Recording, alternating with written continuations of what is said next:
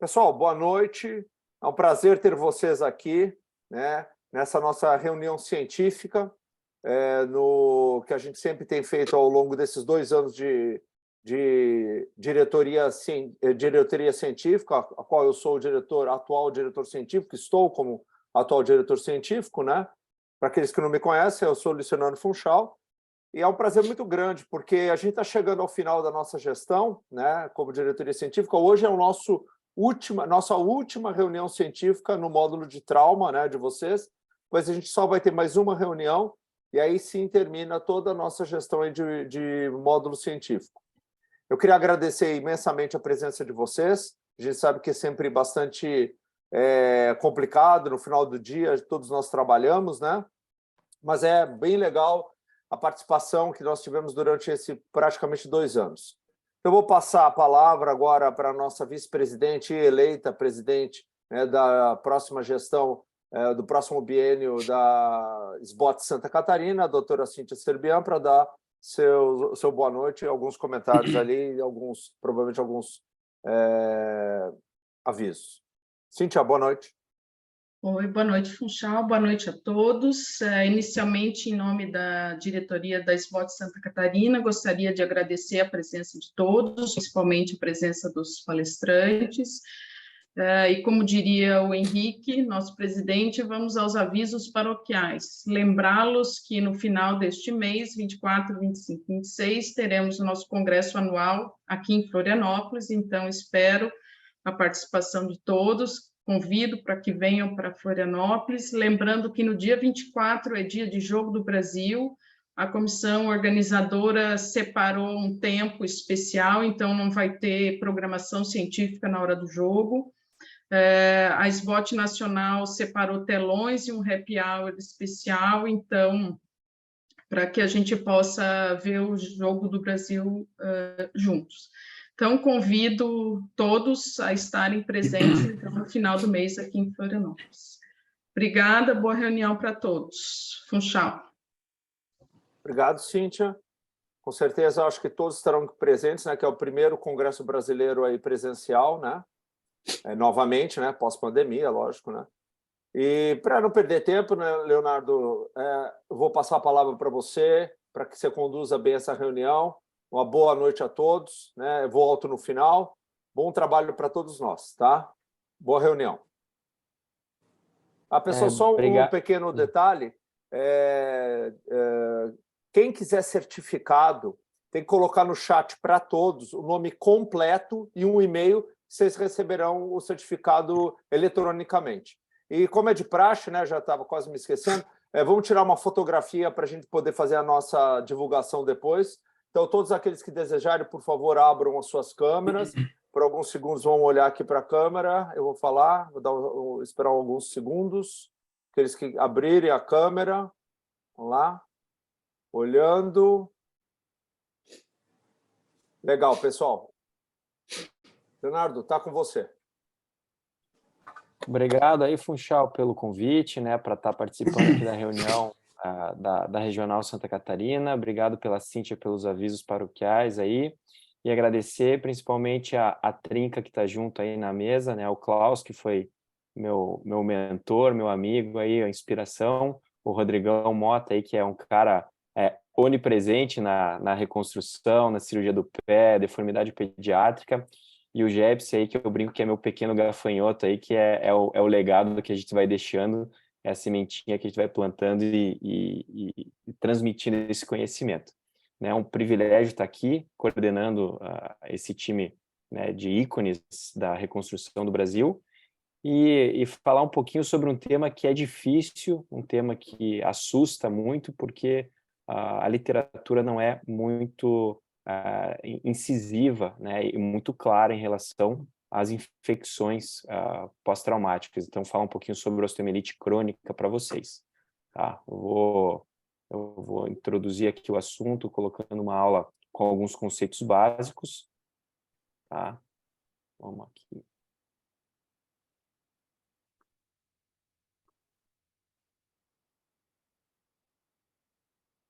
Aí, agora acho que tá, né? Vocês estão vendo minha tela cheia agora? Sim, Certinho. tudo certo. Então vamos lá.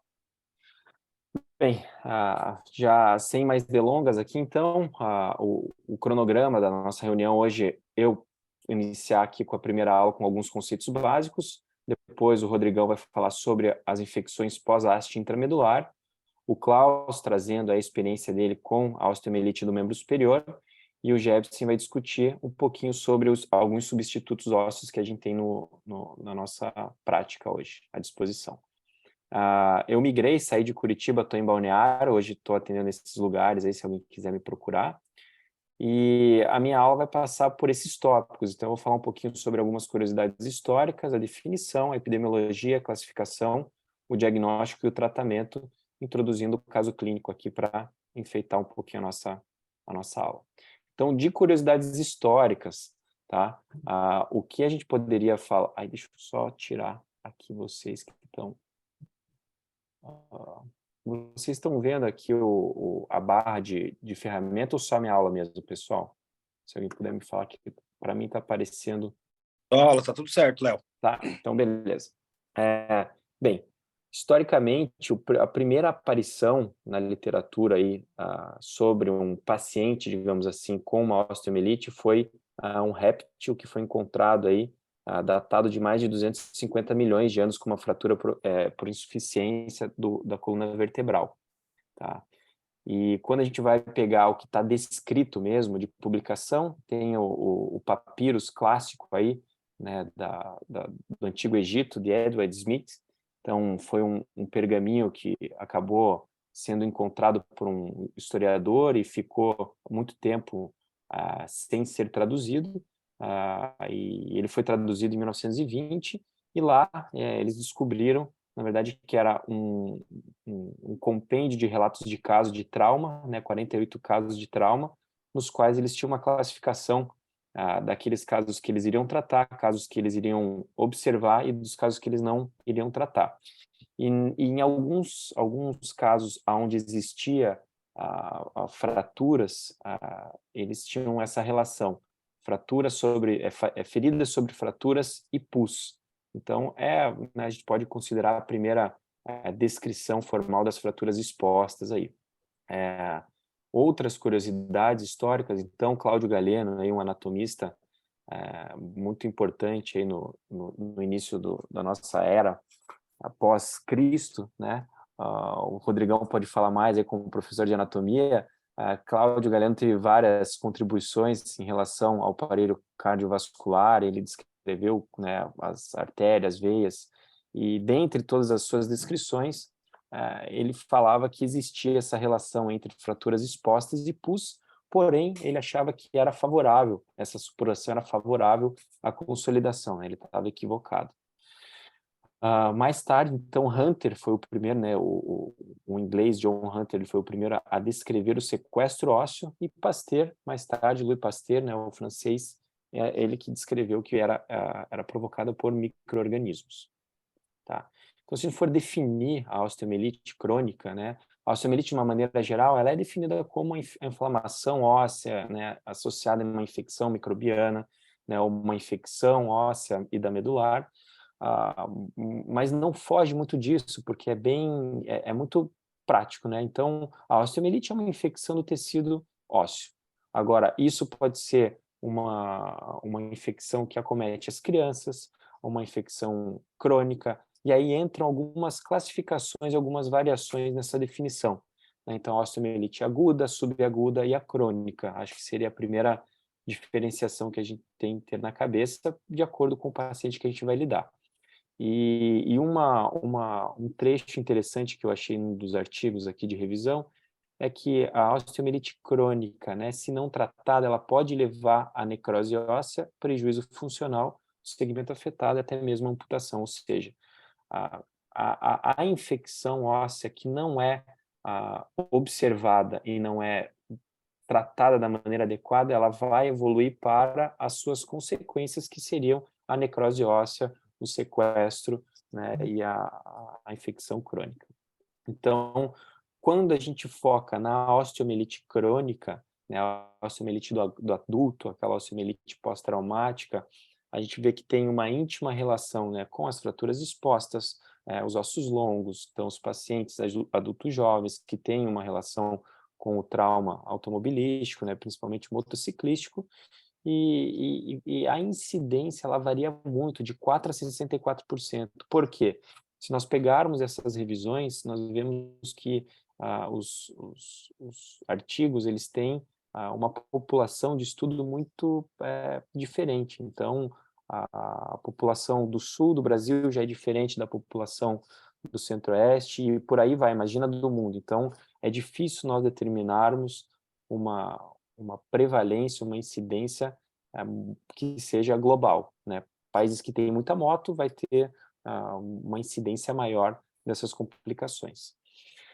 A classificação, eu já falei rapidamente aqui sobre a classificação né, de tempo, né, de existência da infecção, então aquela infecção aguda, a infecção subaguda e a infecção crônica. A infecção crônica ela é dada por aquela que tem mais de 3 semanas, né? E quando a gente fala sobre a classificação da osteomielite crônica, a gente está falando basicamente da classificação de Tjerni-Mader, né, que foi uma classificação feita em 1985. Originalmente ela tinha esse nome, né, University Texas Medical Branch Staging System for Adult Osteomyelitis, que ficou mais fácil falar Tjerni-Mader. E ela acaba dividindo em dois tópicos, né? Então, o tipo anatômico e a classe fisiológica, ou a classe do hospedeiro. Então, a classificação anatômica, basicamente, ela tem a osteomielite intramedular, né, sendo o tipo 1, né, a pandiafisite, aquela que está intramedular, a osteomielite superficial, sendo o tipo 2, então, que seria uma infecção extramedular, o tipo 3, aquela osteomielite localizada, e o tipo 4, uma osteomielite difusa. Eu acabo dividindo isso aqui assim, o tipo 1 e o tipo 2 são intramedular, extramedular, e o tipo 3 e o tipo 4 são situações mais difusas, onde você já tem um comprometimento de partes moles, mas no tipo 3 você tem uma estabilidade e o tipo 4 uma instabilidade. Então, acaba tendo um comprometimento circunferencial da tua diáfise, onde você tem estabilidade ou não. Aqui só um desenho para ilustrar. Então, tipo 1 intramedular, tipo 2 extramedular, tipo 3 ainda você tem osso que permite uma estabilidade, e o tipo 4 já tem uma instabilidade local, né? E o outro subtipo é aquilo que é referente ao hospedeiro, ao paciente. Então, o hospedeiro, né, o paciente tipo A, é aquele paciente basicamente rígido, né? Ele tem um sistema fisiológico normal, um sistema endócrino metabólico normal, um sistema imunológico normal. O tipo B, você já tem um comprometimento local, né? Às vezes até um comprometimento sistêmico, aonde você vai dividir isso em um comprometimento local, sendo aqueles pacientes que têm o tabagismo, um linfedema crônico, um comprometimento vascular, e o comprometimento sistêmico, uma diabetes descompensada, uma insuficiência renal, alguma doença maligna, né, uma doença que seja aí um comprometimento imunológico. E o tipo C, aquele paciente moribundo, que às vezes o tratamento da osteomielite ela não compensa, né, todo o risco que pode trazer para esse paciente. Então, aqui, para diferenciar esse tipo B, né, os fatores locais, os fatores sistêmicos, né, de uma maneira um pouquinho mais sistemática, e aqui o que a gente tem que buscar sempre é tirar o paciente de uma classe inferior e colocar ele numa classe, digamos, mais tratável, para que a gente tenha um prognóstico melhor, tá? Então, isso aqui muitas vezes são situações que são passíveis de compensação. Então, sempre lembrar disso, né? A osteomielite crônica, ela está lá, muitas vezes não vai conseguir melhorar tanto o quadro infeccioso num primeiro momento, mas se nós pensarmos na condição do hospedeiro, isso aqui pode melhorar o nosso prognóstico. Então, o diagnóstico, né? Existem inúmeros exames de imagem que a gente pode abrir mão, né, desde ultrassonografia, no caso das crianças, né, o raio-x ele não tem indicação, você não pensa assim, o paciente está com osteomielite, vou pedir um raio-x, não. Muitas vezes a ordem é inversa, né, você olha um raio-x, né, examina o paciente ali e vê que ele está com uma osteomielite e o raio-x já vem de brinde, ele não é algo que surge na nossa, digamos assim, estratégia ou no nosso pensamento clínico em cima da osteomielite. Né? A tomografia, ela também é um exame que acaba participando muito do nosso dia a dia, porém não é o melhor exame, e a ressonância magnética, né, a gente meio que vai de 0 a 100, um exame que não é tão sensível para um exame que é muito sensível e acaba, às vezes, supervalorizando o edema ósseo, enfim, mas que traz para a gente uma noção de um comprometimento tanto de partes moles quanto ósseo. Né? Os exames aí, tipo PET ou SPECT, eles acabam tendo uma sensibilidade e uma especificidade boa, compatível com a ressonância, e a cintilografia, né, principalmente com o tecnésio marcado em 99 também. Tá? A gente vai discutir um pouquinho mais no caso aí. Diagnóstico laboratorial, acho que é importante frisar aqui a cultura do fragmento ósseo, né, isso aí principalmente para o diagnóstico etiológico, né, e toda a nossa avaliação de provas inflamatórias, como hemograma, VHS, PCR, para a gente poder traçar uma curva e poder acompanhar o paciente na nossa evolução. Né. Outros exames, né, relativos à parte clínica, isso a gente vai ajustar de acordo com cada paciente.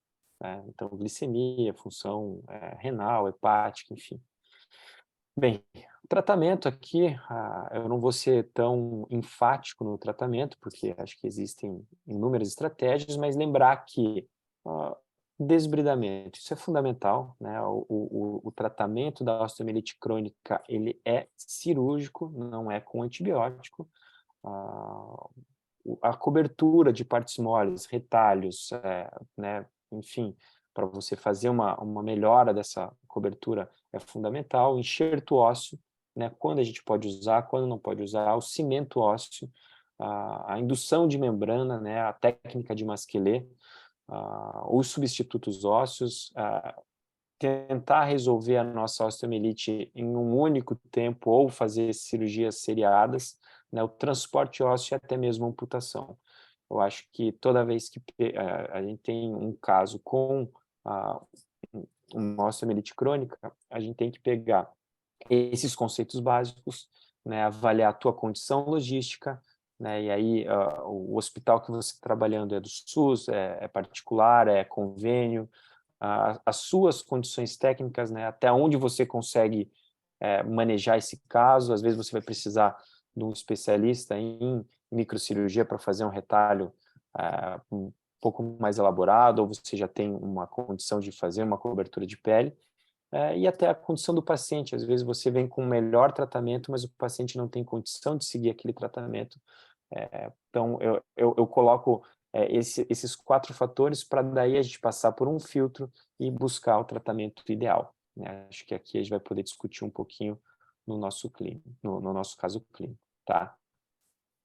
Vou deixar aqui só a abertura para vocês já irem pensando, tá? O caso clínico que a gente vai discutir chegou assim para mim, paciente masculino, 18 anos, atropelado, né? Ele estava de bike, uma moto pegou ele, mora lá em Roraima, uma fratura exposta de tíbia com 6 meses de evolução, tá?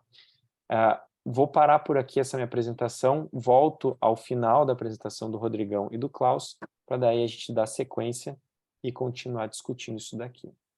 Então, vamos lá.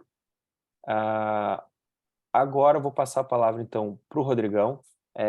Eu acho que as infecções pós-haste, elas são talvez a primeira complicação que um R2 da ortopedia vai ter, porque é naquele furor cirúrgico de colocar haste, e de repente ele começa a ver que nem tudo são flores, né? Então, o Rodrigão Mota é como já falei anteriormente, aqui é um cara que me inspira, é um cara muito técnico, muito gentil, sempre muito solícito. Quem não conhece, por favor, não passe vontade em poder tirar dúvidas com ele, tá? Ele hoje é o professor aí de anatomia da Universidade Federal Fluminense, né? Tem mestrado, doutorado, né? Está no comitê exame e com certeza ele vai poder agregar muito aqui com essa aula. Rodrigão, por favor, a palavra é tua aí.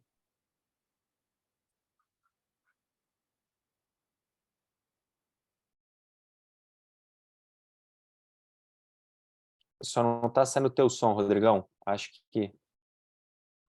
Desculpa, perdão. Agora tá?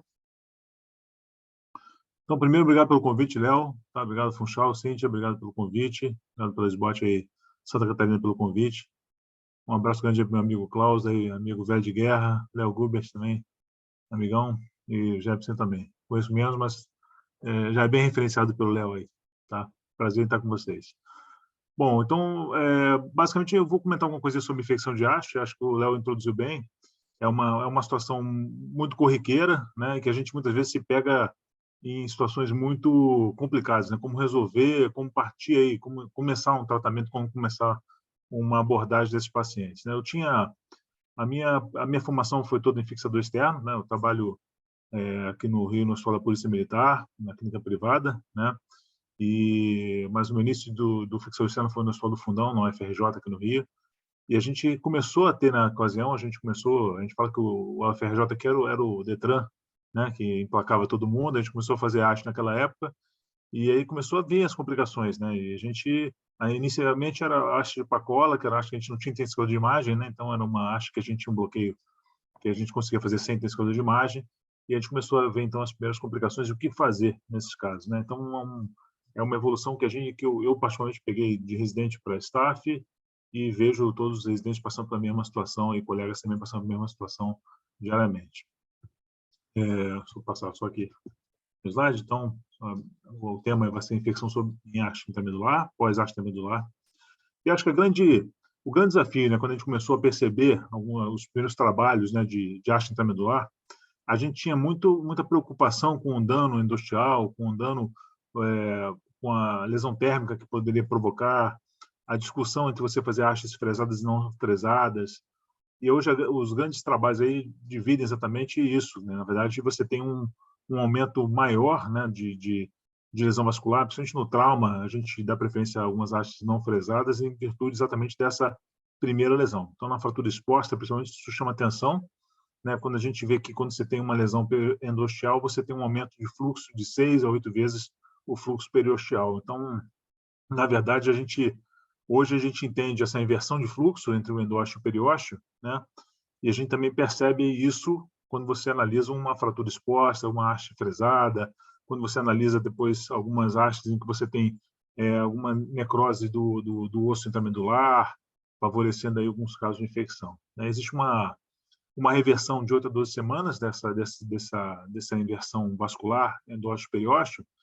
Então, isso também derruba algumas crenças, assim, de você ter aquilo que é placa sempre vai ser placa, aquilo que é haste sempre vai ser haste, quer dizer, você reverter uma placa infectada por uma haste é um crime, não é tão crime assim.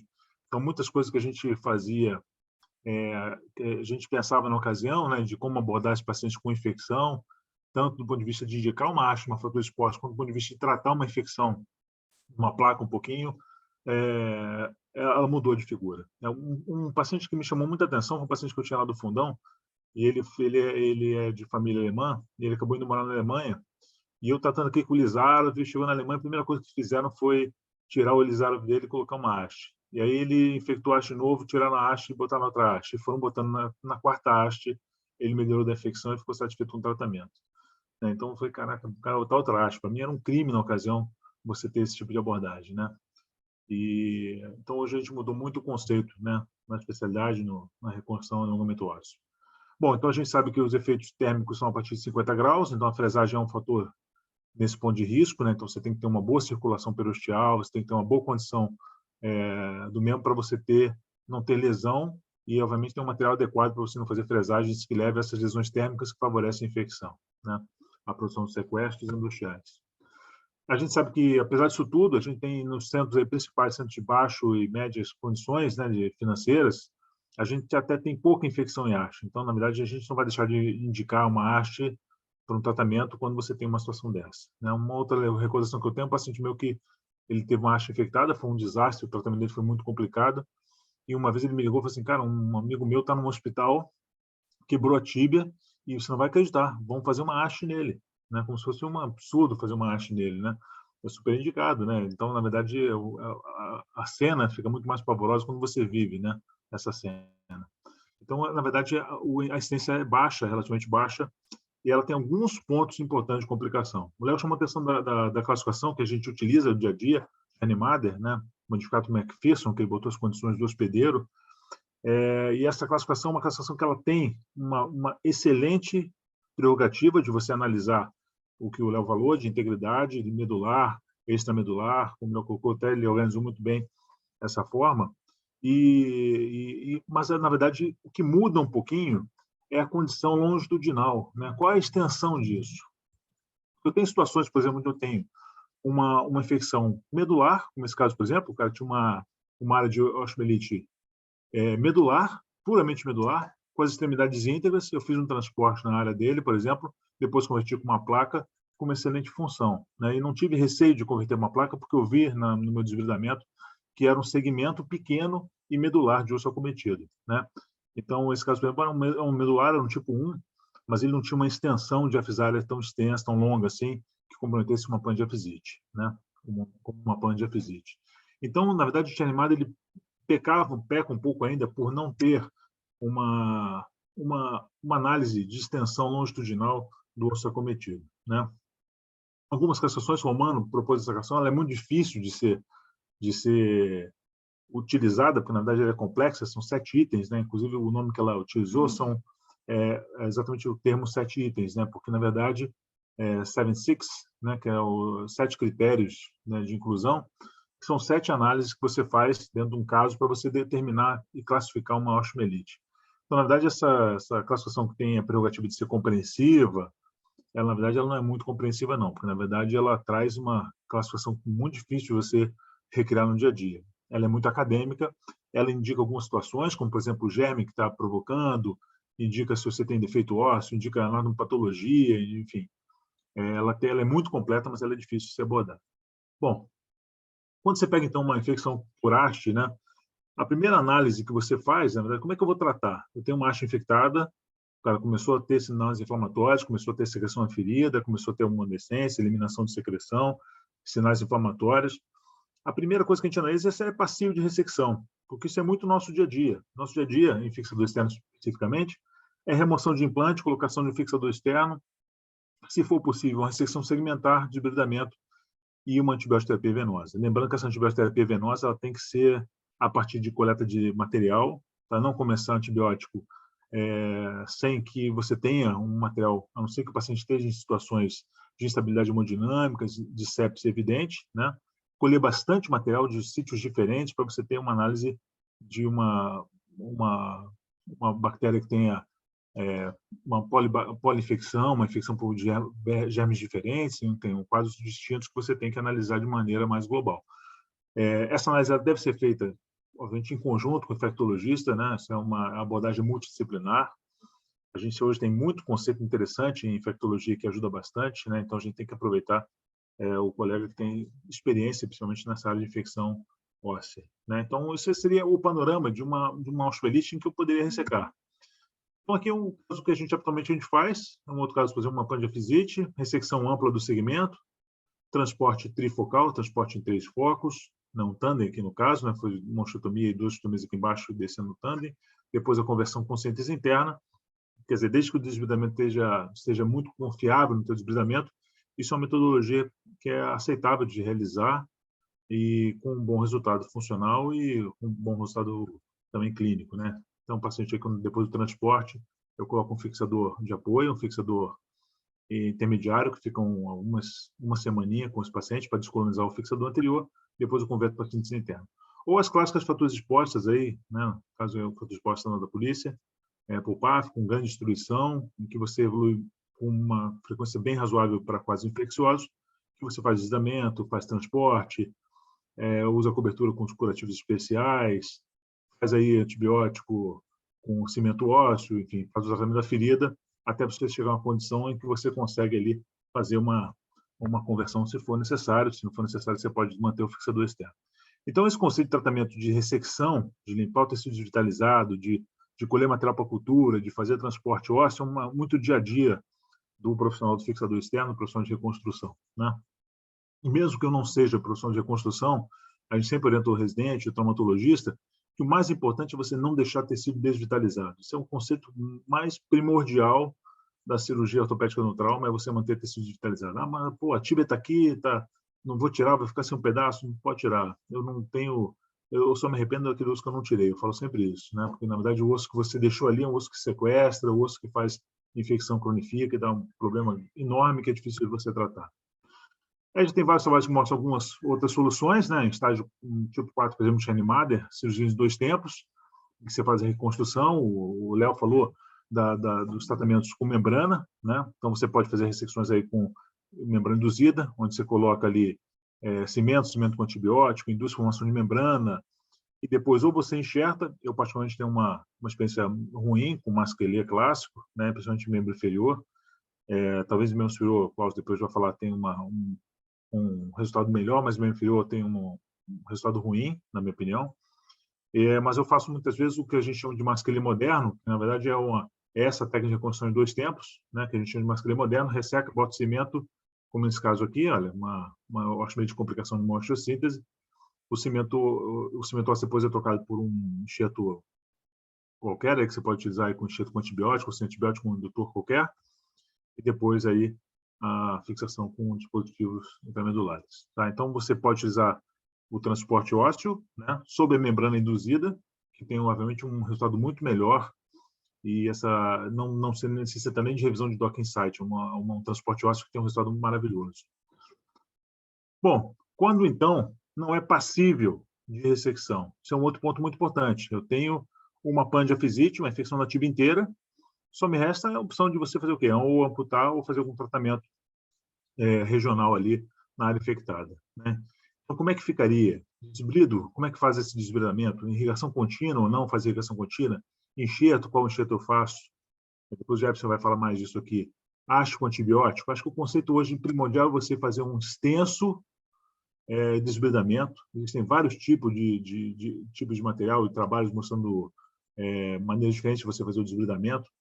Eu tenho minha rotina eu uso um sistema de irrigação, não contínuo, um sistema de irrigação único, vou mostrar daqui a pouco, e uso muito o Protosan, né, que é uma solução antisséptica que tem um resultado, na minha opinião, muito bom. Mas estão botando alguns trabalhos mostrando o uso de povidine, uso de iodo e outros tipos aí de sistemas de lavagem com um resultado bem razoável. Tá? Mas o importante é desbridar bem. A solução que mais se usa na literatura, que tem o melhor resultado, é a solução salina, de forma contínua ou de forma única.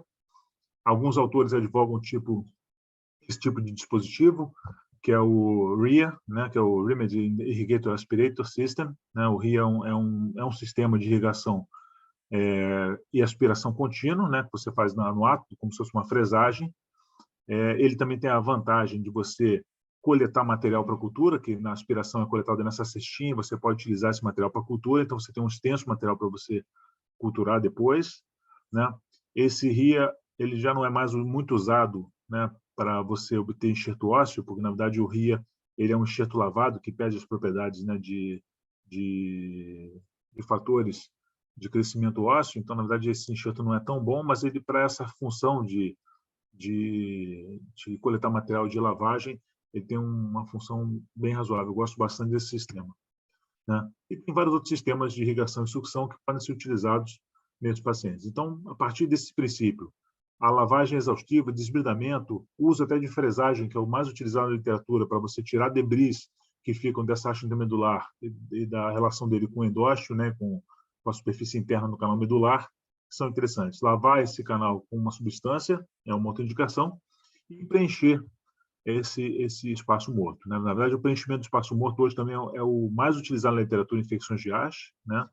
Eu não vou falar muito, porque acho que o Jefferson vai falar bastante sobre isso aqui, mas o preenchimento com substância onde eu posso misturar antibiótico é muito utilizado, né? Esses aqui são alguns casos.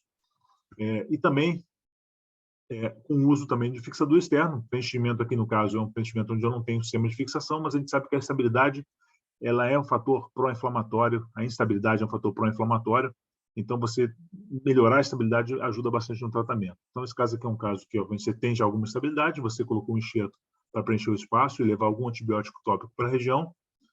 Em alguns casos, eu utilizo o fixador externo e mais o preenchimento do canal medular para tratamento de infecção de haste. Esse é um artigo bastante que fala sobre esse tipo de abordagem do fixador externo e preenchimento do canal. Uma outra solução, né, você utilizar dispositivos intramedulares, né? Isso não tem mais tanto problema na literatura, né? Então, isso aqui é um caso que eu fiz o preenchimento com a haste, fresagem, preenchimento com haste para aumentar a estabilidade e fazendo compressão externa com fixador, né? Então, eu deixo aqui a haste desbloqueada aqui embaixo e faço compressão no foco, tratando a pseudoartrose, aumentando a estabilidade, tratando a infecção. Isso tem uma chance maior de recorrência da infecção, mas é um tratamento também em voga, né? Também esse espaço também é preenchido pelo enxerto com antibiótico. Os outros enxertos aí com biovidro ativo também são interessantes. Eu particularmente tenho uma rotina de biovidro ativo, que eu faço obviamente as limpezas antes, curativo a vácuo. Eu só coloco o biovidro ativo quando eu tenho um ambiente um pouquinho mais limpo. Na minha opinião, o biovidro, quando ele está em um ambiente muito sujo, muito contaminado, ele acaba sendo colonizado. Então, eu faço o biovidro em situações específicas, em algumas situações, mas eu acho muito positivo isso. Acho que o Jefferson vai falar sobre isso. Ele tem a facilidade de preenchimento e bem moldado. Uma outra solução que é muito utilizada, né, e também eu gosto bastante, são as hastes feitas com antibiótico. Tem vários modelos, né, que você vai encontrar na literatura. Isso fecha o conceito de que você precisa preencher o espaço morto, tá? E essas hastes são produzidas de várias maneiras. Aqui, no caso, tem alguns lugares que você tem esse molde da haste intramedular, então você consegue, com o molde e metilmetacrilato misturado com antibiótico, produzir a hastes, né, que você vai utilizar. Ou a gente faz muito com dreno de tórax, né, e fio-guia de haste, a gente faz um pirulito aí de cimento com antibiótico que a gente utiliza também como preenchimento do canal. Hoje em dia, tem umas hastes, como esse caso, por exemplo, aqui, uma infecção de haste intramedular, uma fratura distal de tíbia com infecção, né, um aspecto ruim do osso, em que eu utilizei uma haste intramedular, uma haste já feita com antibiótico. Essa haste aqui é uma haste que já feita com antibiótico, ela já vem pronta com antibiótico, com gentamicina, com tobramicina, né? E essa haste é uma haste que, por ela já vir pronta, ela facilita um pouquinho, ela tem os bloqueios. Então, nesse caso, por exemplo, eu fiz uma haste longa, ela vai até o talos, então eu fiz uma artrodese por via anterógrada do tornozelo e complementei a fixação com um canulado aqui do calcâneo para a tíbia. E, ao mesmo tempo, essa haste ela tem antibiótico, colimaterial, enfim. É um tratamento também adequado quando você tem essas hastes disponíveis. É claro que a grande barreira dessa haste, especificamente, é o custo dela, né? Um custo mais alto, mas também ela tem a vantagem de ter os bloqueios, de ter as facilidades todas de uma haste já pré-fabricada, né? Aqui um outro caso, né? Um fêmur de uma péssima qualidade, o paciente já fez milhões de cirurgias, e eu coloquei uma haste retrógrada dessas com antibiótico, e eu coloquei aqui uns parafusos de puller para poder manter, porque era impossível manter essa haste sem ter esse tipo de abordagem. Ele rasgava a cortical anterior, então eu botei uns pullers aqui na frente, coloquei a haste aqui, coloquei um fixador atrás para fazer uma compressão sobre a haste e poder tratar esse paciente com essa haste com antibiótico. Então, a paciente que nem era eleita a usar só o fixador externo, não tinha nem pega para o pino, ela teve que complementar a fixação dessa forma para poder ter alguma estabilidade, e hoje ela tem uma infecção tratada, uma infecção já controlada, e era uma pandiafisia. Acho que, para terminar aqui, acho que o futuro, né, esse é um trabalho que eu levantei agora, né, preparando essa aula aqui, seria a utilização de nanopartículas, né, associadas aí a algum enxerto ósseo, né? Isso aumentaria bastante a penetração do antibiótico, a sensibilidade desse antibiótico. Então, algumas nanopartículas de BMP e GF1, né, parecem ligadas ao antibiótico, ligadas a sistemas de enxerto aí, sintéticos, ajudam bastante também, e acho que isso é o futuro aí de algumas infecções e do preenchimento do canal com essas substâncias aí, que o Jefferson acho que vai comentar daqui a pouquinho. Então, acho que basicamente, acho que isso seria a minha contribuição. Acho que a infecção de haste é um desafio, né? Principalmente quando tem pangiafisites. Acho que a mensagem que fica é a gente fazer o desbridamento, coleta de material, abordagem multidisciplinar com o infectologista, preencher espaço morto, né? E quando a gente fala preencher espaço morto, preencher canal é interessante, né? Com hastes com antibióticos, assim por diante. Diversas abordagens, não ter medo de fazer outras abordagens. Se tiver, você fez uma haste com antibiótico, está sujo, ferida com secreção, bota de novo, tira a haste, troca, lava, essa abordagem ela tem que ser feita diversas vezes se for necessário, tá? Com todo o sacrifício que ela exige. E acho que é isso. Mais uma vez, aí agradeço a vocês, tá? Lembrando que estou na ZAME, eu sou da diretoria da ZAME. Em abril, infelizmente, vai coincidir com o Sul Brasileiro, né? Mas vamos ter o Congresso da ZAME, que vai ser em Florianópolis, e quem puder dar uma passadinha por lá, vai ser um prazer recebê-los lá, tá? Obrigado aí, obrigado pela oportunidade aí, pelo convite, pelo carinho, tá? Obrigado. Eu que agradeço aí, Rodrigão. Maravilhosa tua aula aí. Trouxe bastante conceito importante, não só para quem faz fixador externo, mas para quem está no trauma aí. E eu vou passar para o Klaus agora, depois a gente volta aqui para eu fazer algumas perguntas relativas aí a algumas condutas, beleza? Klaus, pode dar o play na tua aula aí, por favor. Só o teu áudio, Klaus. Acho que você está sem o microfone aí ainda. Agora foi. Me ouvindo?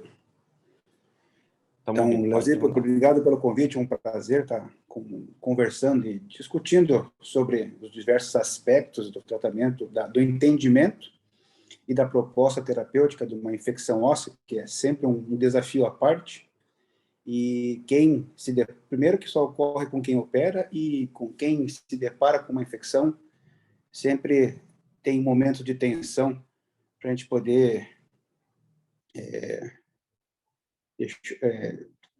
oferecer um tratamento que seja resolutivo.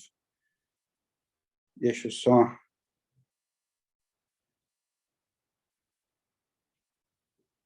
Está aparecendo na minha tela ali, Léo?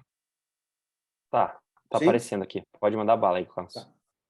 Então, eu vou enfocar um pouquinho a osteomielite no membro superior, mas de uma forma mais dinâmica, apresentando casos, sem tanto o aspecto teórico que já foi esmiuçado por você, complementado pelo Rodrigão de uma forma mais específica com o uso de hastes. Então, quando a gente fala em osteomielite em membro superior, a gente tem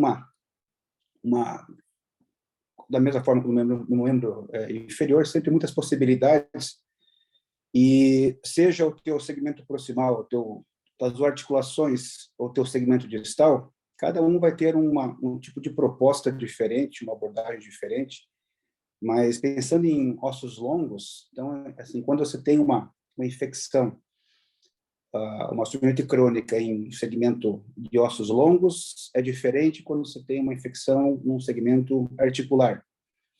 Quando a falha ela é motivada pela infecção, a não consolidação associada ao teu ato cirúrgico ou mesmo a gravidade do trauma, então a gente tem que sempre pensar assim, a gente sempre pensa em que forma que a gente vai resolver a situação da maneira mais rápida possível e da maneira mais, digamos, tirando o teu corpo fora de uma complicação que você produziu ou que você está lidando agora. Então, eu acho que a abordagem, seja pela você entender a tua infecção através da classificação de Cierne e Madre, que é a mais reprodutível e que dá um prognóstico de tratamento, no teu tratamento, mais palpável, acho que a gente tem que se apegar sempre a fatores de análise mais simples daquilo que está acontecendo. E os 5 fatores que eu sempre tenho em consideração numa infecção são estabilidade, boas ou más condições de pele, sequestro ósseo, cavidade e material de síntese. Como se colocou, Léo, no início, a inflamação óssea é um processo inicial de defesa, e quando a bactéria ela vence essa nossa capacidade de defesa, seja por um aporte vascular insuficiente, pela virulência da bactéria, ou por um hospedeiro comprometido, a gente tem um segmento com necrose. E, da mesma forma como você pensa em partes moles, que a necrose não tem que permanecer, ela tem que ser debridada, no osso é a mesma coisa, a diferença é que o osso te traz mais desafios. Então, quando a gente se depara com uma pseudoartrose associada a uma osteomielite, que no caso desse paciente tinha 20 anos de evolução, por mais que todo esse quadro de gravidade da lesão, placa sobre a área do nosso nervo radial, o tempo de evolução que implica num osso com uma densidade mineral inferior e te implica em dificuldades para você poder selecionar o teu tratamento, você tem que sempre, eu acho, voltar por esses 5 fatores. Então, temos umas boas condições de parsimoles? Sim, o paciente tinha somente uma fístula. Então, condições de parsimoles está ok. Temos material, implantes? Sim, com certeza tem formação de biofilme, e esse biofilme é uma área de proteção da bactéria. A gente tem que tentar sempre isolar essas áreas de necrose ou em que a bactéria fica protegida e garantir um suprimento vascular que seja adequado, tanto para eliminar a bactéria ou para poder proporcionar consolidação óssea. Temos a instabilidade por falha da nossa fixação. Muito provável temos sequestro ósseo, que é um dos fatores importantes mantenedores da nossa infecção, e cavidade também no local, por tanto tempo, nesse processo de inflama e formação de pus, que acaba gerando uma área extensa, ali no caso da diáfise, com o nosso comprometimento e infecção sendo mantida. Então, a abordagem foi bem simples, a gente ressecou a placa, tiramos o biofilme, todo o osso que tinha aquele aspecto necrótico, que é aquele osso branco, sem o aspecto vascular, foi ressecado. Então, tiramos o sequestro, tiramos a cavidade, devolvemos a estabilidade através de uma fixação externa monolateral. A compressão do foco, embora tenha algumas partes que tem a falha, tinha pelo menos 70% de área para ter uma boa área de contato com compressão. Então, restabelecendo a estabilidade, tirando o nosso biofilme, o material, tirando o sequestro, a cavidade e mantendo as condições de partes moles, a gente conseguiu a consolidação. E sempre aquele tabu em relação a você colocar fixadores externos em membro superior, e os corredores de segurança e a dificuldade de você manter um arco de movimento satisfatório, sempre são, mais ou menos assim, você tem que se incentivar a entender a posição dos pinos, que você consegue fazer corredores satisfatórios e que garante, ao longo do tempo de tratamento, posições adequadas que não comprometem ou comprometem de uma forma controlada o teu ganho de movimento articular ou a manutenção daquilo que você tem. Então, no caso aqui, a gente conseguiu a consolidação em 6 meses. Com certeza é uma dificuldade à parte você manter um fixador externo em membro superior, você se torna um alvo social de críticas e de oposição, mas nesse caso de infecção poderia ser feito em 2 tempos. Primeiro resolve a parte infectada e depois você faz síntese, seja uma placa ou mesmo uma haste, também poderia ser feito, mas a opção foi mesmo a fixação externa, nos garantiu um resultado bem precoce e sempre assim, frisando que, como você colocou, a osteomielite ela tem um tratamento primariamente cirúrgico, em que o antibiótico ele tem mais o efeito de, claro, controle local, minimizar riscos da infecção à distância, mas o teu controle efetivo e a resolução da tua infecção, ela se dá às custas de eliminação desses 5 fatores, principalmente esses fatores que mantêm a infecção, e não o antibiótico como um fator primordial para você falar assim, eu vou conseguir resolver a minha infecção às custas do antibiótico. Não, ele é um adjuvante, faz parte, ele tem que ser inserido, mas a cirurgia, ela vem antes. Então, saindo um pouquinho do foco da diáfise, quando você tem muito osso para você conseguir trabalhar, seja com transporte, seja com uma ressecção, um encurtamento, vários métodos de fixação que você consegue. Quando você tem uma articulação, seja o ombro, o cotovelo ou um punho, a tua abordagem é um pouquinho diferente. Então, aqui no caso já está exposto o foco de infecção, é uma infecção pós RAF de uma supra-intercondiliana. O paciente ficou praticamente 6 meses com fístula drenante, e essa característica do nosso osso esbranquiçado é como se fosse aquela nossa pele que está necrótica, aquela nossa pele negra, preta, que mostra que não tem vascularização.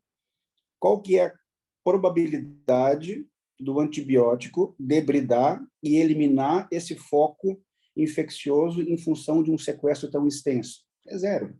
Então, o antibiótico ele vai participar? Com certeza, principalmente para minimizar riscos sistêmicos à distância, infecções causadas por essa bactéria que faz uma bacteremia circulante e que pode trazer complicações à distância, principalmente quando o hospedeiro é mais comprometido. Mas se você não debridar esse osso ruim, a chance de você controlar a infecção é impossível. Daí vem aquelas máximas, a osteomielite não tem cura. Não, na verdade, ela tem cura, mas você precisa ter um debridamento amplo, como se fosse uma ressecção oncológica. Você precisa ter margens livres. E o osso que é vascular, ele se defende muito bem da infecção. Ele não precisa do antibiótico. O antibiótico vai ser para minimizar aquela formação de biofilme local, que pode ser um fator que mantém a tua infecção. Então, qual que é o nosso grande problema? É uma área articular. E agora? Resseca, artrodesa, qual que seria a abordagem e como devolver a melhor condição clínica para o paciente? Então, focando naqueles 5 fatores que a gente comentou inicialmente, depois no final eu vou só enumerar eles, porque se uma infecção ela perpetua, antes de você pensar em mudar o antibiótico, você tem que pensar nesses 5 fatores que podem estar mantendo: más condições de pele, sequestro, cavidade, instabilidade, material de síntese. Então, no caso aqui, a gente fez um debridamento bem amplo, a gente usa o azul de metileno como um marcador do tecido necrótico. Então, é aquela história, o sequestro ele não tem vascularização. Se não tem vascularização, então o antibiótico não chega, você injeta o azul de metileno, ele fica marcado, como não tem vascularização, todo o tecido vascular ao redor fica vermelho novamente, e todo o tecido que está necrótico ou necrosado ou com um fluxo vascular muito reduzido não consegue absorver e o teu tecido fica manchado. Pelo menos você tem uma fístula para seguir, então você tem um caminho a ser seguido, seguindo o teu azul de metileno, que vai te dar margens para ser ressecada e te orientar a abordagem da tua osteomielite. Então, uma vez ressecado, não sobrou a articulação, né? Então, qual que seria a proposta que a articulação nos permite? Bom, a articulação foi perdida. Pensamos em artrodese. A artrodese de cotovelo é sempre um fator muito limitante e se a gente quer resgatar qualidade de vida para o paciente, a artrodese com certeza não é a nossa proposta inicial e de preferência nem final. Então, o que seria interessante? Como é que nós vamos conseguir dar qualidade de vida para o paciente, resolvendo a infecção, sabendo que a gente não tem uma articulação? Bom, se eu não tenho articulação, a única forma de eu conseguir devolver ela seria ou de uma forma anatômica, com uma prótese, que não tem a menor indicação pelo histórico de infecção, pela idade do paciente, pelo perfil do paciente, ou digamos, uma artroplastia de interposição, que no caso não teve a interposição propriamente dita de uma face lata ou de um tecido mole que te permite a mobilidade nesse espaço, mas sim uma interposição do tecido de cicatrização local. Ou seja, a fibrose que está ali, ela vai ser a nossa interposição. Então, essa artroplastia de interposição, a gente fez, no caso, mantendo o espaço às custas do nosso fixador circular. De novo, lembrando a dificuldade de você lidar com o fixador, seja pelos cuidados, vestuário, você se torna um ET social sempre muito visado e um alvo nas costas.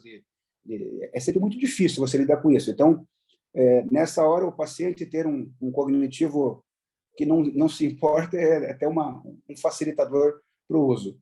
Lógico que, como você vê no antebraço, a transfixação do envelope de partes moles, ela tem sempre um risco de recorrência da infecção no trajeto dos fios. Eu gosto bastante da associação do pino com o fio, em que o pino tem um comportamento mais rígido, mais plástico, e o fio tem um comportamento elástico, principalmente em consolidações. No caso aqui, essa dobradiça foi posicionada no nosso centro de rotação do cotovelo, e o paciente foi estimulado a fazer a movimentação. Então, uma movimentação inicialmente difícil, mas que aos pouquinhos ele foi trabalhando, foi ganhando esse movimento, e o tempo, a grande dificuldade para você ter essa remodelação de partes moles é o tempo que você precisa usar o aparelho. No caso, ele usou 7 meses o aparelho para você poder ter uma estabilidade adequada, um movimento bom, e no final, deixa eu só, isso, e no final de um cotovelo, que eu fazia 3 vezes curativo por dia, para tentar controlar a secreção local, socialmente excluído por conta da infecção, do mau cheiro, do curativo, paciente com condições financeiras limitadas. Então, fazer o uso de antibiótico de forma tão frequente para você ter algum controle na tua infecção, mas e sabendo que não vai ter resolução, assim, a qualidade que esse paciente ganhou só em não ter mais a infecção foi enorme. E quando a gente fala em preservação da função, da amplitude de movimento do cotovelo dele, é algo bem satisfatório. Deixa eu ver se está mexendo aqui. Aqui. Então, ó, ele bem forçadinho, ele consegue se alimentar e fazer higiene pessoal. Então, a única que ele consegue fazer força, porque as forças são de tração. Quando ele precisa fazer algum tipo de força que envolve compressão, ele se queixa um pouco da movimentação do cotovelo, que tem um certo jogo, como diz ele. Mas o ganho de qualidade é enorme, tanto pela resolução definitiva da infecção e pelo ganho funcional, em que ele tem a higiene pessoal e alimentação de grande utilidade com os 2 braços, não dependendo somente do membro superior direito. Então, é sempre um desafio em função de ser um sítio de infecção não tão comum quanto as nossas infecções, nossas osteomielites crônicas em membro inferior, como a tíbia ou o próprio fêmur, são mais desafiadoras porque os corredores de segurança, eles são mais exigentes e a gente acaba não tendo tanta intimidade quando até no momento que você começa a fazer, você fala, opa, agora eu me sinto mais à vontade para colocar ou um pino de Chans ou um fio atravessando o braço ou o antebraço, sabendo que você não vai causar danos em partes moles nobres adicionais. Então, quando a gente fala de fixação externa de osteomielite, independe do local, claro, eu tenho que pensar sempre nesses fatores: condições de pele, instabilidade, cavidade, sequestro ósseo, material de sílice. Infecção persiste, não é um antibiótico que tem que revisar. Não é uma terceira, quarta opinião do infecto, nada contra a opinião do infecto, mas não é você modificar a tua abordagem química que você vai conseguir fazer o controle local da tua infecção. Então, você precisa saber se as condições de pele do teu envelope está adequado, se o teu osso está estável, seja mantendo por uma haste, por uma placa ou por um próprio fixador, a cavidade, o sequestro ósseo evidente naquela situação em que você tem um fluxo vascular, tem uma situação do sequestro que é muito característico e aquele osso que ele é vascular, mas ele é aquele osso mais ebúrneo. E agora, tirar ou não tirar? Aposto ou não aposto? Então, como o Rodrigão falou, a gente sempre se arrepende do osso que a gente não tirou, não do osso que a gente tirou, porque o sequestro é difícil de você ter uma melhora do fluxo, até me lembrando das induções de membrana como o Masquelet, que uma das características da membrana de Masquelet é você ter um osso com característica medular e maleabilidade dele muito reduzida. Então, aquele osso quebradiço, aquele osso ebúrneo, e tem um potencial vascular mais limitado. Por isso, eu também não curto muito a indução de membrana e a formação de grandes áreas de enxerto ósseo a serem substituídos pelo aquele creeping do osso. E, por último, material de síntese, que é sempre um local de formação do biofilme, seja na placa, seja na haste, onde que você tem uma área extensa de formação de biofilme, que é a área interna dela, que como a haste não é maciça, você tem então a haste sendo oca, né? Você tem uma área grande para poder formar biofilme, e não tem como antibiótico, vascularização, nos defender por ali. Então, esses 5 fatores, se a tua infecção ela persistir, você tem que voltar um a um para ver qual deles que está mantendo. E esse é um antebraço que foi engolido por uma esteira de um frigorífico de aves, teve uma fratura grave do húmero, E agora que a gente vê ali o membro, o antebraço com partes moles totalmente cicatrizadas, é porque a estabilidade que o fixador nos permitiu também o crescimento de partes moles e a cicatrização adequada.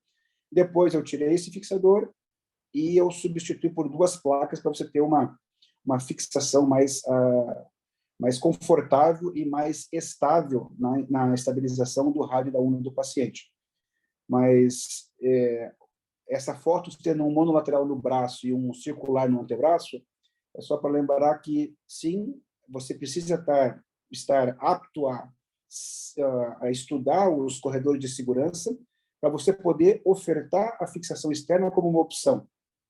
Se você não faz fixador externo em membro superior, a chance de você superindicar com uma haste, forçando a barra com uma haste, com uma placa, é muito maior. Então, para vocês, tudo é fixador externo. Não, também é fixador externo. Se eu faço os 3 métodos, a chance de eu superindicar é menor. Então, eu tenho que me familiarizar com os corredores de segurança e o fixador externo, por mais que seja algo mais difícil, mais complicado de fazer no membro superior, ele é perfeitamente factível e você deve utilizar, principalmente quando você tem infecções de difícil controle, em que você sabe que fazer uma fixação interna você pode ter ainda mais prejuízo e mais dificuldade posterior. E, lembrando o nosso professor Lizarov, o fumo como um dos grandes fatores de prejuízo vascular local, que é muito importante no nosso meio, e que faz com que nós não conseguimos consolidação, por consequência, temos instabilidade, nutrição ruim e um fator que perpetua a nossa infecção e a nossa pseudartrose, instabilidade, dificultando ainda mais o tratamento. Léo, acho que era isso, Léo. A minha contribuição era diretamente com os casos mesmos, de forma a levantar questionamentos, opções e quais são as opções que a gente tem para fazer uma estabilização com fixadores externos em membro superior. E essa era a contribuição que eu tinha. Show, Klaus. Obrigado aí. Muito, muito legal mesmo tua aula, trazendo aí o conceito da fixação externa em membro superior, que é um desafio até para quem está acostumado com a fixação externa, né? Acho que são mundos bem à parte, né? A fixação externa do membro inferior ela é muito mais palpável para quem tem essa afinidade com a fixação externa para fazer a reconstrução, e a fixação externa do membro superior ela exige muito mais conhecimento anatômico, né? Conhecimento técnico, porque é aquilo, não é o fixador externo em si, como o Ilizarov falava, é o método. Então, se você seguir os conceitos da aplicação do método do Ilizarov, você vai atingir o teu sucesso. E para isso tem que estudar, não tem jeito, né? Bem, eu tenho algumas perguntas também para o Klaus, que eu vou deixar mais para frente. Eu vou seguir aqui com o caso clínico para que o Jebsen possa falar um pouquinho sobre os substitutos ósseos também, tá? Agora a gente já passou aí a parte mais diferente da aula, né? Falando um pouquinho sobre a infecção pós-haste e a infecção do membro superior. E, por último, mas não menos importante, que será essa parte dos substitutos ósseos, tá? Então, retomando o nosso caso aqui, pessoal, aqui, sai um pouquinho, tá? Então, aqui, ó, esse caso, ele chegou para mim, assim, essa era a foto desse paciente, ele estava lá em Roraima ainda, não tinha ido para Curitiba para tratar, ele tinha esse aspecto radiográfico, né, que me mandaram por e-mail, e essa foto que tinha sido feito pelo pessoal da Unidade Básica de Saúde que trocava os curativos. Então, aqui, Klaus, continuando, acho que você já está no pique aí, qual seria uma lista de problemas relacionadas aí ao caso, tanto à lesão, né, ao nosso diagnóstico, e relacionadas a esse paciente hospedeiro, se é que existe, né? O que você poderia listar para nós aí? Então, assim, quando você tem a fratura, o trauma, a energia do trauma eu vou voltar naqueles 5 fatores. Tem como mostrar a foto clínica do paciente? Então, a gente vê isso, essa é legal. Essa é melhor que ter a foto clínica e a foto e a parte radiográfica. E aí, perfeito. Então, voltando e lembrando aqueles 5 fatores a serem abordados, que o Rodrigão abordou naqueles 7 itens, que não é tão prático, mas é muito acadêmico e bastante esclarecedor de todos os aspectos para você poder abordar. Então, o primeiro ponto é péssimas condições de partes moles. Então, você vê que você tem uma cobertura completamente inadequada. Temos uma área de sequestro extensa, grande, completamente avascular. Temos cavidade, nessas áreas em que temos o sequestro nessa cortical anterior. Instabilidade, assim, está estável pelo fixador a ponto de controlar, mas não te dá. A gente sabe que esse tipo de montagem com essa condição vascular e biológica local, você não vai chegar em lugar nenhum, você não tem um tratamento pronto, você tem uma estabilidade para controlar as partes moles e a dor. Biofilme certamente tem em abundância, o material de síntese, no caso que nos chama a atenção, são os parafusos que estão no foco, e a cavidade. Então, acho que tem que recompor esses 5 itens. A infecção, a estabilidade você mantém com o aparelho. Temos que pensar, primeiramente, em todo esse debridamento amplo. Como vamos reconstruir essa área de cobertura anteromedial? E depois que tirou o sequestro, tirou a cavidade, reconstruiu partes moles, manteve a estabilidade, como aí sim lidar como nós vamos recuperar o tamanho do osso perdido. Então, a falha óssea como que será recuperada num plano mais futuro de abordagem. Então, primeiramente, partes moles, cobertura, debridamento amplo, sequestro, cavidade, estabilização, retirar biofilme e material de síntese e, na sequência, como fazer a reconstrução da falha. Show de bola. Acho que é mais ou menos esse o caminho aí a ser seguido, né? Não ter pressa. Acho que a abordagem, o desbridamento, ele acaba sendo a pedra fundamental aí do tratamento para o sucesso, né? E, na sequência, cobertura de partes moles, melhorar o suprimento sanguíneo, estabilidade e, por último, a reconstrução, aí que haverão algumas maneiras de ser feitas. Então, aqui mostrando essa retração cicatricial, ele tinha uma lesão de partes moles muito pior do que a que ele apresentava no meu primeiro contato com o paciente, né? A gente consegue observar aqui. E, Jebsen, o que você acha que seria assim, válido pedir de exame laboratorial, algum exame de imagem diferente? Você teria isso em mente aí ou não? De exame ali, acho que até já é suficiente ali. Acho que não, se quisesse fazer parte laboratorial para ver se teria alguma outra coisa para fazer acompanhamento também. E de importante ali seria, mas acharia na cirurgia de ressecar o material e fazer cultura para ver realmente a infecção ou não, até uma própria tomografia ali para ver se tem comprometimento mais medular ou alguma outra coisa assim, para também ver a questão do tratamento a seguir.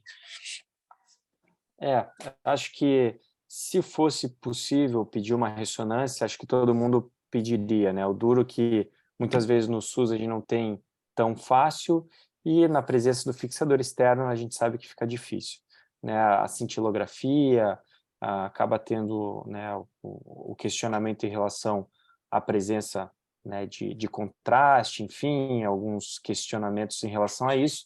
E a gente acaba abrindo mão da tomografia, que não é o melhor exame, mas ajuda, né? Nesse caso, o paciente era de fora, veio de fora, sem muita orientação, e a gente não tem, eu não tinha exames complementares, só aquele raio-x, tá? Rodrigão, assim, ó, aqui eu já deixei o spoiler aqui do que eu fiz, né? Foi um desbridamento com uma ressecção ampla. E a minha pergunta aqui é, como a gente calcula essa margem de segurança na hora de ressecar, Rodrigão? O que você me diz? Bom, eu acho que a ressecção foi boa. Na verdade, eu acho que não precisa de exame complementar. Acho que esse aí é um caso que a gente faz um VHS para ter um controle de VHS e manda brasa, né? Tem que tirar todo esse material. A grande questão, né, que a gente discute aqui, a ressecção, ela é óbvia, um osso necrótico, material exposto, uma cavidade, como o Glaucio colocou aí. Acho que a grande questão é o que faz em termos de partes moles, né? Em que sequência você faz. Você faz ali, no caso, a ressecção, e roda um retalho, não roda um retalho, deixa exposto. Na verdade, o transporte ele pode expor durante o seu percurso, né, para fechar esse gap, né? Então, a grande questão é essa, né? O que é mais importante, eu vejo muito isso acontecer, é você só rodar um retalho, né, ou fazer um enxerto vascularizado quando você tem a certeza de que a ressecção foi bem feita. Senão, é a sujeira embaixo do tapete. Você bota por cima ali um grande dorsal, bota por cima ali um retalho de sólio, por exemplo, e fica embaixo do tapete aí osso necrótico, sequestro, assim por diante. Então, a ressecção é importante. Um outro dado interessante é você utilizar nesses casos, quando é possível, quando é viável economicamente, né, é um curativo a vácuo, né, e depois rever esse desbridamento. Então, é uma outra conduta que eu teria o cuidado de fazer. Então, na verdade, algumas estratégias possíveis. Primeiro, ressecção e o transporte ósseo com fixador externo, é um caminho. A cobertura de partes moles pode ficar por um segundo tempo nesse caso, né? Ela não é tão fácil, porque na verdade quando você está já com fixador externo isso dificulta. Uma outra ideia é você botar um fixador externo tubo-tubo, um fixador simples, né? Que, claro, confere alguma estabilidade, e você coloca ali um retalho, por exemplo, e depois faça um transporte no segundo tempo. Isso é um outro caminho interessante também da gente pensar. Eu acho que seria o caminho que eu adotaria. Eu acho que eu faria primeiro um retalho vascularizado aí de sólio. É um garoto de 18 anos, eu acho que ele aceita bem um retalho de sólio nessa região, é uma região chata, né, de terço médio de tíbia para retalho. O sólio, o gastrocnêmio não pega bem, o sólio é uma opção, mas não é a melhor do mundo, então a gente tem uma dificuldade ali. Mas ele deve ter uma artéria tibial posterior boa ali, então dá para fazer também um retalho vascularizado de grande dorsal. É óbvio que você tem que ter um serviço que tem microcirurgião competente para isso, né? E essa aí, ressecção e transportar, acho que é a solução do caso. Tá. Bem, aqui entra aquele algoritmo, mais ou menos, que eu citei para vocês, onde a gente tem que buscar, né, os conhecimentos básicos, as condições logísticas. Então, esse era um paciente de Roraima que foi para Curitiba buscar tratamento. O que a gente tinha à disposição, o que a gente tinha de recurso financeiro, né, do paciente para gastar.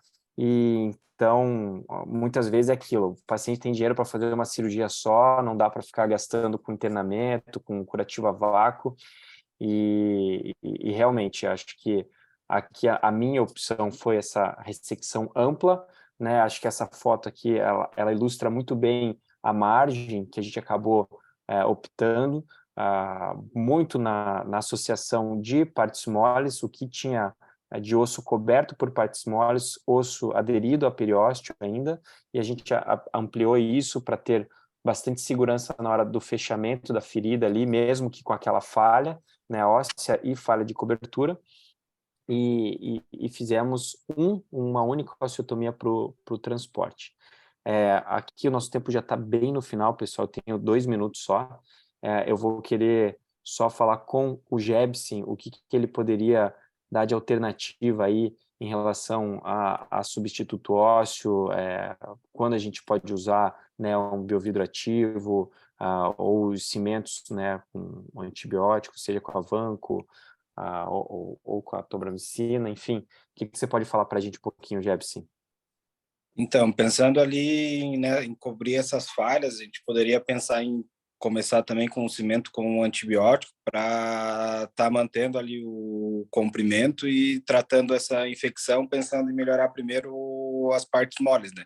Para melhorar uma cobertura, algo nesse sentido, para depois facilitar o teu transporte para cobrir toda essa falha fazendo o transporte ósseo.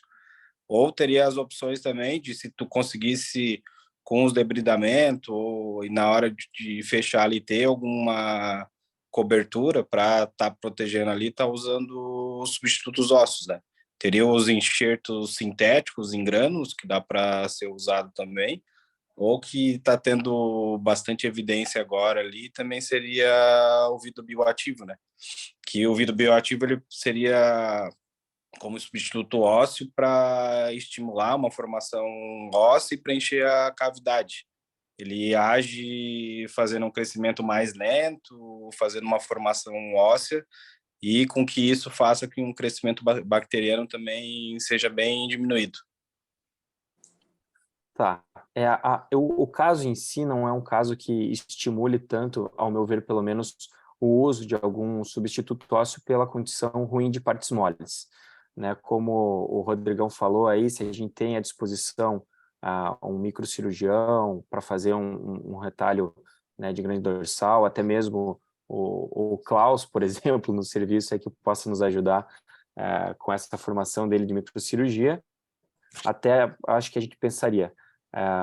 Mas, né, aqui, como a gente está com o tempo curto, eu vou passar aqui a finalização.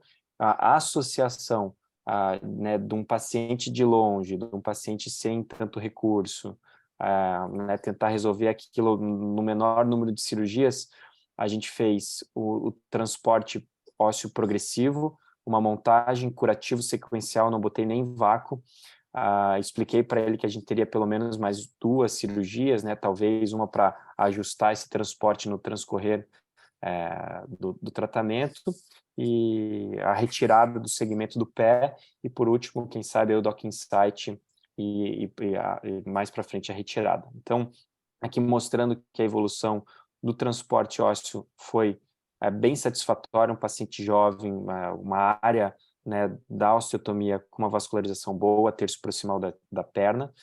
Aqui a gente já tinha aí quase 12 centímetros de transporte, faltando ali em torno de 3 centímetros, e a evolução da pele. Então, eu acho que, às vezes, se a gente tiver um pouquinho de calma, né, e não se assustar e conseguir tranquilizar a família, né, que esse foi, acho que, a grande sacada desse caso, a associação de todas essas questões logísticas fez com que eu desse um passo atrás e não me encorajasse a fazer um retalho muscular ou até mesmo um retalho livre aí, para poder fazer essa cobertura. A gente teve calma e no transcorrer do transporte a gente foi trazendo pele saudável, né? Então aqui fez aquela invaginação que a gente levou para o centro cirúrgico, né? Reabordou aqui já o raio-x pré-docking site e aqui pós-docking site mostrando já quase que a resolução da lesão de partes moles.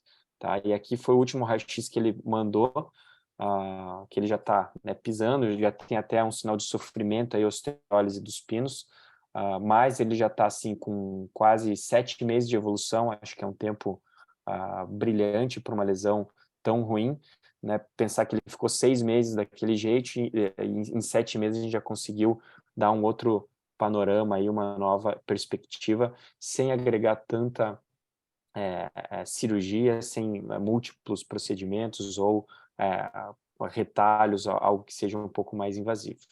Tá? Os substitutos ósseos, eles vêm muito a calhar quando a gente tem já um leito receptor adequado. Essa é uma frase que o Klaus falava muito, né, do leito receptor, e aqui no caso a gente acabou optando por não utilizar. Eu acho que o nosso tempo já esgotou, tá, pessoal? Eu queria agradecer muito a presença de todo mundo que está aqui na sala ainda, o pessoal que preparou as aulas e veio para cá, o Rodrigão, o Klaus, o Jebsen. Agradecer ao Funchal mais uma vez aí pelo convite, né, as palavras da Cíntia também, já convidando o pessoal. Muito obrigado por toda a participação de vocês e deixo aí a palavra agora com o Funchal para fazer o encerramento.